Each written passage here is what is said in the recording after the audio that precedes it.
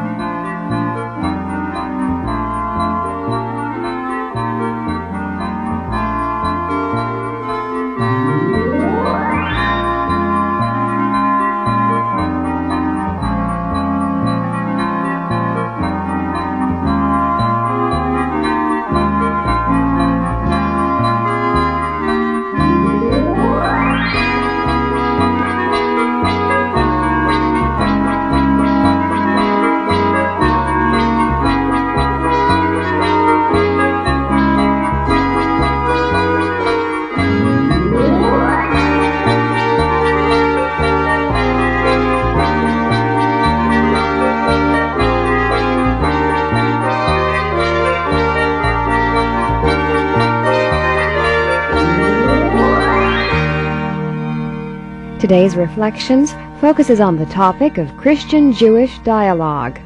Here's Father Bacik. Sheldon, I'm happy to have you on the program. We have just met a couple of minutes ago, and I'm happy that we have the chance to talk seriously about some religious matters, and I've been informed that you are of Jewish background, and the whole question of the dialogue between Christians and Jews seems a very important one to me, and so I'm happy to talk to you about these matters. I know that you are not a theologian or not an expert in religious matters, but you did grow up in a Jewish family, at least in part, and did go to the synagogue as a young person, and some of that background is no doubt in your bones and in your blood, and therefore I think that it makes sense for us to talk at that level a bit, perhaps, about the relationship between the Jewish religion and the Christian religion. Does that seem like a reasonable thing to do to you? Okay. Let me start out by saying some things that a Christian begins to see about the Jewish religion. But I guess even before I do that, I think we ought to talk a little bit about the way dialogue should be run. I think of the term Old Testament, which is often used. In fact, in our informal conversation before, we used that term. And I was thinking that in so many ways that is a put-down term for Jewish people. It's trying to define the Jewish religion only in relationship to the Christian religion. And there are movements within Christian circles to try to improve our language and ways of speaking. One way is to refer to what is commonly called the Old Testament as the Tanakh, which, as I understand it, is an acronym which tries to pull together the various elements in the Hebrew Scriptures. So throughout this conversation, I'm going to try to remember to refer to your Bible, your sacred Scriptures, as the Tanakh, or maybe as the Hebrew Scriptures, as just a little way of trying to improve dialogue. The way we talk to one another probably really is important, and so much has gone on in terms of anti-Semitism, of putting Jewish people down. Unfortunately, we have a long history of persecution of Jews by Christian people. One should talk about that with great reverence and maybe even silence. I know I've talked to Rabbi Fischel Perlmutter about this in the past, and it's such a sensitive issue. You sometimes wonder if Christians even have a right to use the word Holocaust or to talk about that terrible period in Nazi Germany. So I feel that there's a lot of sensitivity needed on the part of us Christian people in dialogue with Jews, and we should be careful of our language, among other things. I might ask you, as you were growing up, if you felt any of that kind of prejudice that I'm talking about, or put down of your position. Do you recall that as a younger person? Nothing really serious, nothing really that involved any type of violence. There were the standard, funny little jokes made by classmates and the like. They were really more out of ignorance on their part, because,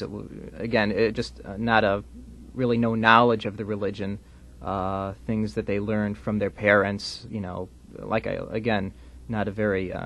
really never took the time or really to study or learn about Judaism. That's understandable, though, at such an age. but nothing I can really say as being serious or of a violent nature. That type of behavior against Jews, though, the negative behavior, has been around not just with Nazi Germany, but it has been around for hundreds of years. The Spanish Inquisition was one of the worst. It could have been even a worse period for Jews than Nazism was. And through the centuries, that type of persecution against Jews has remained with us. When you look at it in that light, it's hard to imagine that type of better communications can exist all of a sudden, as compared with the hundreds and hundreds of years that this has gone on. So I suppose you see in your own personal experience not a great amount of that anti-Semitic feeling, but when you become knowledgeable a bit about history, you begin to recognize that there has been a long history of persecution and so on, and that's part of your own heritage, something I guess that one has to feel. I was thinking about, one of the great problems in all of that from the Christian viewpoint has been tied with that notion deicide. You go back into our Christian scriptures, and there's that idea of the people saying at the time of the crucifixion of Jesus that let his blood be upon us and upon our children. And what Christian people very often have done in the past is to therefore say that the Jewish people are a deicide people, and have almost justified an attitude of looking down upon Jews. There was terrible times in the history of Christianity, even in the city of Rome and under the popes, where Jews were at certain times of the year not allowed to appear in public, even terrible things like having to identify themselves in public. They had to pay tithes at certain times of the year to the Christian church. The only attitude taken towards the Jews was that one ought to try to convert them. And the rest of the time, it was a matter of putting them down in one way or another. So as you said, there have been terrible periods in the history of Christian-Jewish relationships and an awful lot of persecution, and right at the highest levels. And that's why a Christian, I think, has to have great sensitivity to this question. I was just dealing recently with an issue in Bowling Green, which became public. There was a fact that there was a Jewish girl in a grade school classroom during the Christmas season. They were singing particular Christmas songs and were slanted very much to Jesus, of course, that being a commemoration of his birthday. And the parents of the girl raised objections to this, saying that it was too slanted and that it caused problems for their daughter. And it came to the attention of the school board and became a public issue. I was at one of the meetings where this was aired publicly, and they came up, I think, with a very good compromise in trying to cut down the number of songs that had explicit relationships to Jesus, explicit mentions of Jesus, and so the program would be more acceptable. But I guess what struck me about it was the problems of the young lady involved. Here she was in a Christian atmosphere, and no doubt that created a lot of difficulties for her to be singled out in some way as the girl who didn't want to sing these songs that everybody in the class was singing. And her family felt the need, and I thought properly so, to try to do something about that. I was happy that in the meeting I was able to stand up and for a few brief minutes say that I thought that compromise made sense and that it was important for Christian people to be sensitive to the minority groups in our midst, that we do have a pluralistic country and that really needs to be respected. But I guess I'm getting back to this point of the quality of our dialogue. It's really been poor in the past, and we have to find ways of speaking more constructively in the present. I wonder if, and as I was saying, part of it is just the language question. So my little contribution here is to try to clean up my own language in a sense and to talk about the Hebrew Scriptures or the Tanakh as opposed to talking just about the Old Testament, which forces Jews to define themselves in relationship to Christians. I've often found in the past that what Jewish people mostly want from Christians is a place on the world stage, a way of saying that your religion is legitimate to us, that there's no need for us to say to you Jewish people, well, we want to convert you, or that you have to become Christians. What we need to see, I think, is that Judaism is a vehicle for God's truth, that it is a legitimate religion, that it gives all kind of important values and structure in life to the Jewish people who partake in it, that it's a positive force for good in our world. It's one of the legitimate world religions, and we have to begin to accept that. We did make progress at the Second Vatican Council around that notion of deicide. The Second Vatican Council tried to give us a more balanced view of that whole question about the death of Jesus. So the one emphasis is to make sure that it's seen that the Roman involvement in it, Pontius Pilate, and that Jesus was ultimately crucified as a political revolutionary by the Roman government at that time. Also to see that the reaction to Jesus in the Jewish community was a very mixed thing. That it was certain leaders who evidently felt threatened by the presence of Jesus in the community, and certainly by no means is the whole group at that time responsible for the execution of Jesus, nor clearly are the rest of the Jews who have lived since responsible for that. Any notion of collective guilt there, I think, would make no sense at all and needs to be fought against.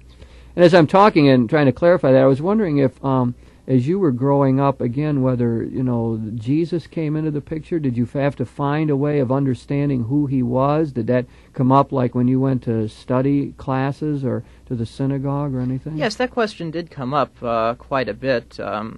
We were told, one of the first things we were told was that Jesus was indeed a Jew, something that a lot of our peers they had no knowledge of that. They would, getting back to the lack of communication, they would at times tease us about not believing in a Jesus or not believing that Jesus was the Messiah. And when they finally did learn or found out that Jesus was a Jew, and it was just a complete feeling of shock among them. It was very hard for them to accept such a thing.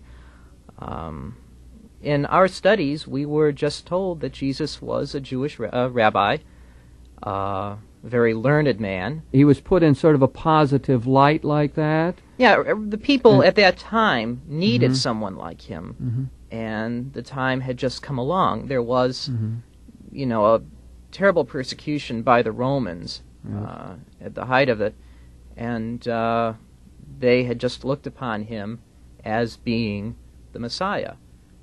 You could look on him as a revolutionary. Again, there were also there was persecution, or what could be looked upon now as persecution by the Jews, if you were to look at it in a certain light.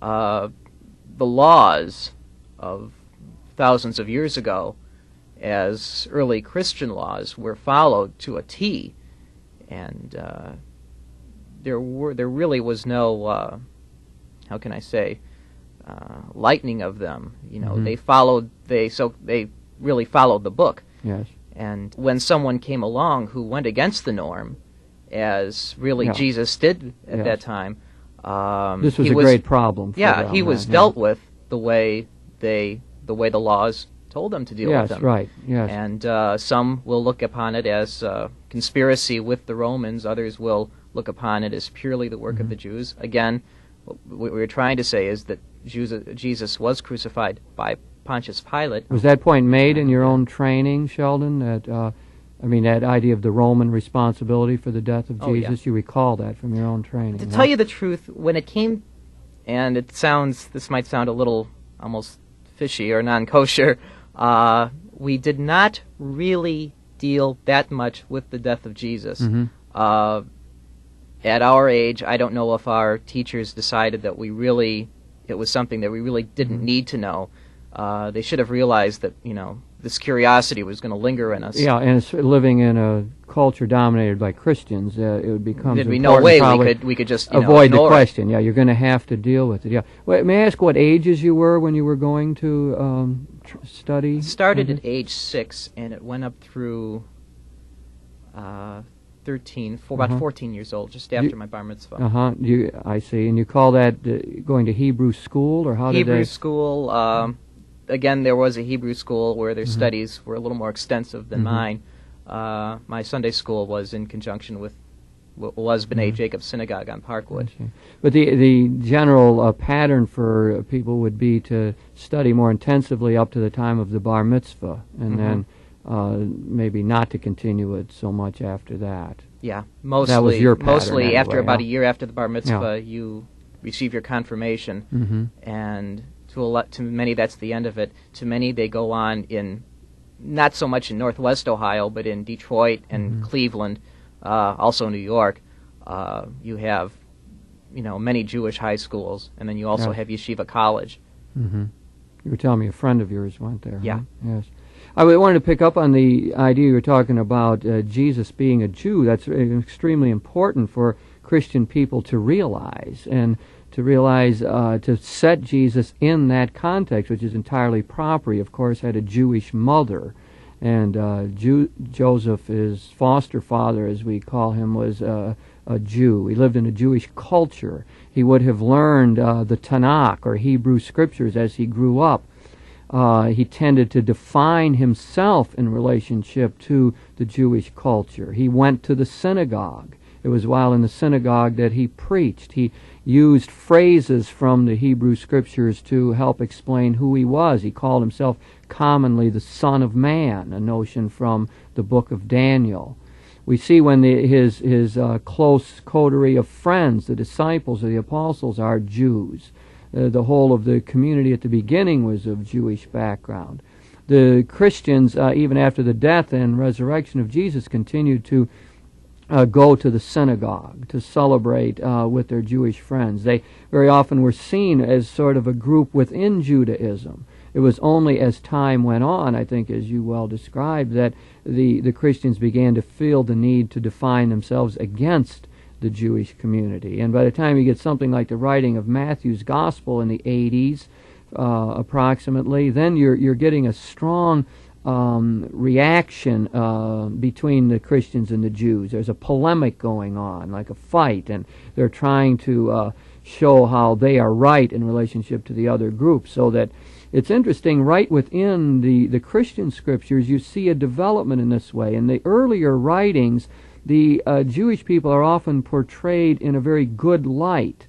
So that the Pharisee who will come up to Jesus and ask him a very open and legitimate question, as it's recorded in the earlier phases of the New Testament, for example, in Mark's Gospel. Later on, when you look at the same thing in Matthew's Gospel, for example, it will put the Pharisee in a bad light. It will say the Pharisee, in order to test Jesus, came up, or in order to trap him, came up and asked him this question. So what happens in this history is that the Christians feel the need to show somehow that Jesus really is the awaited Messiah. They need to define themselves over against the Jewish community. And so certain elements already within the Christian scriptures begin to put the Jewish people in a bad light. I think it's important to think of the Pharisees that way. The Pharisees were a good group of people. I think that's fundamentally who you were talking about, the people who kept the laws at that time. They were close to the people.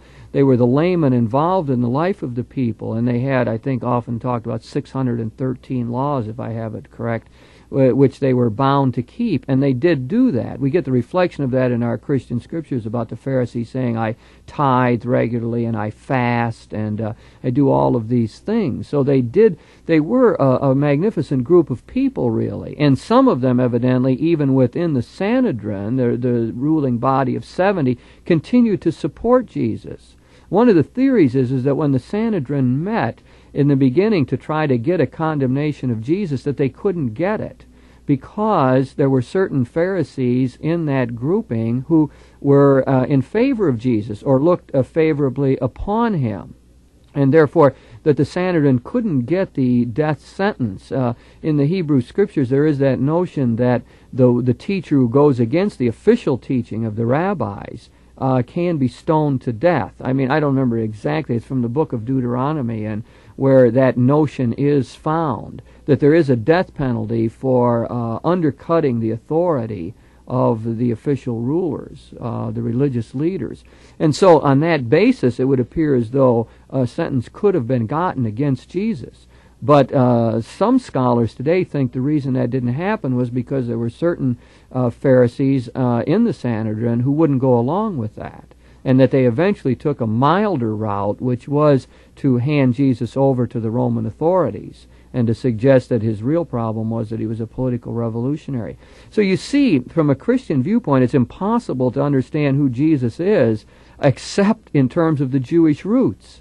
So much of the language about Jesus depending upon the Tanakh or Hebrew Scriptures.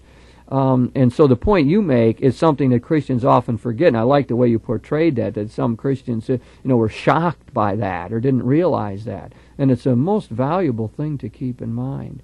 So here's another way then that we have a source of dialogue. And this goes on more these days. There's more scholarly work trying to figure out exactly how Jesus did fit into that period of time and into his Jewish culture. But what we Christians must remember that he was a Jew by birth, by religious training, by self-understanding. This is the way he functioned. And only later did his disciples define themselves against that. In cleaning up our language here again, I think it's so far we're trying to watch the notion of the Old Testament and using Hebrew Scriptures instead. We're trying to see Jesus in a Jewish context, and also that word Pharisee. In Christian circles, the word Pharisee has come to mean a bad person, a self-righteous one, very specifically.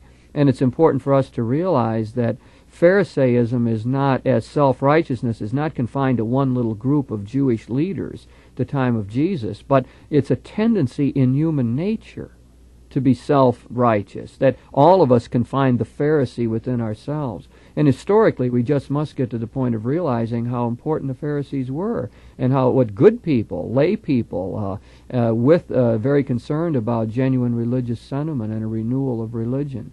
I think all of that would end up helping us as well.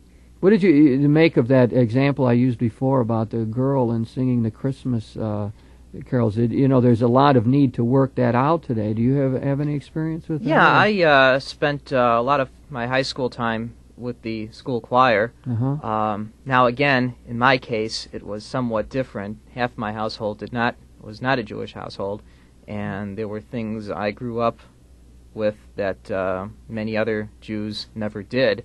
It was not it was not a terribly bad adjustment problem for me. I seem to not really mind it, or singing the Christmas carols I just put myself in a different perspective, and I did not think, I necessarily had to go along with everything that I was singing. Yeah, all the words. These are, it's...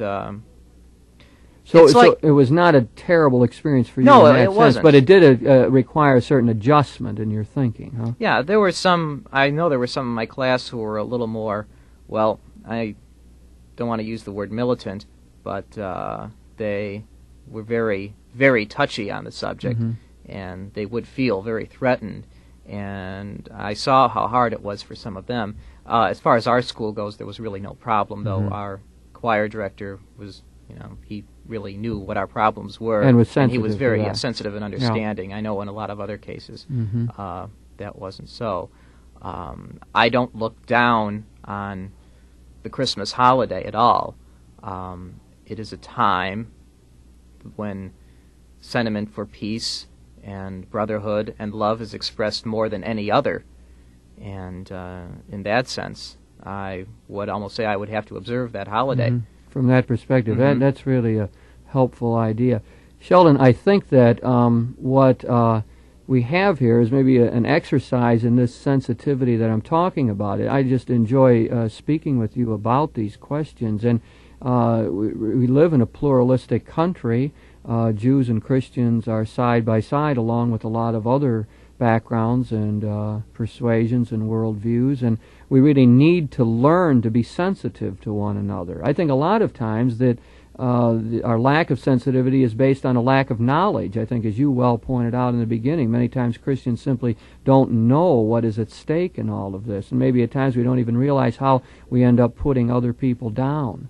So I think that one thing we would try to get out of this is a renewed sensitivity, realize that people can feel apart or singled out, and that we have to create a more holistic society where everyone feels welcome and at home and can live out their religious traditions. I think it's important for us Christians to be on record as saying we respect the Jewish religion, that we see something good in it, we see it as a legitimate vehicle for God's salvation, and then that can become the basis for dialogue for all of us. You've been listening to Reflections with your host, theologian Father James Bacik, lecturer and campus minister at Bowling Green State University in Bowling Green, Ohio.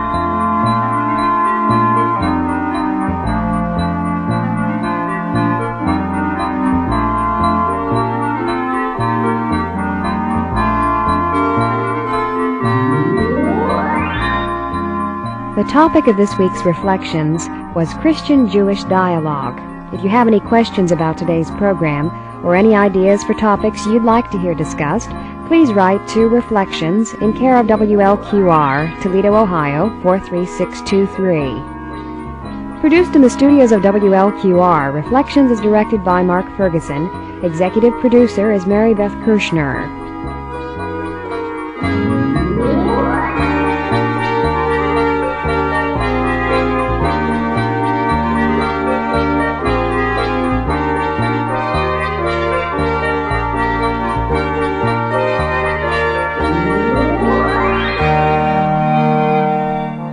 Reflections is brought to you by the Genesis Radio Network.